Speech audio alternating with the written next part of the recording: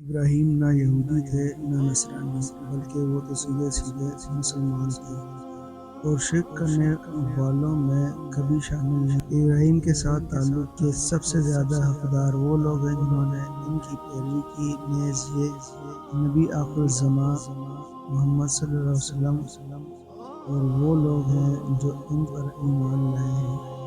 اور اللہ مومنوں کا کارساز۔ مسلمانوں، اہل کتاب کا ایک گروہ یہ چاہتا ہے کہ تم لوگوں کو گمراہ کر دے، حالانکہ وہ اپنے سوا کسی اور کو گمراہ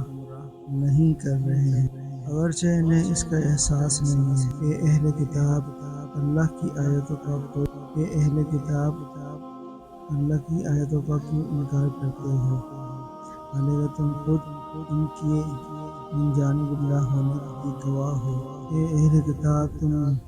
حق کو باطل کے ساتھ کیوں گٹمٹ کرتے ہو اور کیوں جان بوجھ کر حق بات کو چھپاتے ہو۔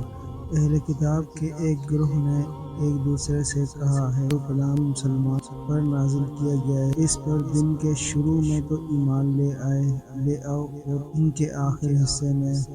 اس سے انکار کر دینا، شاید اس طرح مسلمان بھی اپنے دین سے پھر جائیں، مگر دل سے ان لوگوں کے سوا کسی کو نہ ماننا جو تمہارے دین کے متبع ہیں۔ آپ ان سے کہہ دیجیے کہ ہدایت تو وہی ہدایت ہے جو اللہ کی دی ہوئی ہو۔ یہ ساری باتیں تم اس ضد میں کر رہے ہو کہ کسی کو اس جیسی چیز یعنی نبوت اور آسمانی کتاب کیوں مل گئی جیسی کبھی تمہیں دی گئی تھی، یا یہ مسلمان تمہارے رب کے آگے تم پر غالب کیوں آ گئے۔ آپ کہہ دیجیے کہ فضیلت تمام تر اللہ کے ہاتھ میں ہے، وہ جس کو چاہتا ہے دے دیتا ہے، اور اللہ بڑی وسعت والا ہے، ہر چیز کا علم رکھتا ہے۔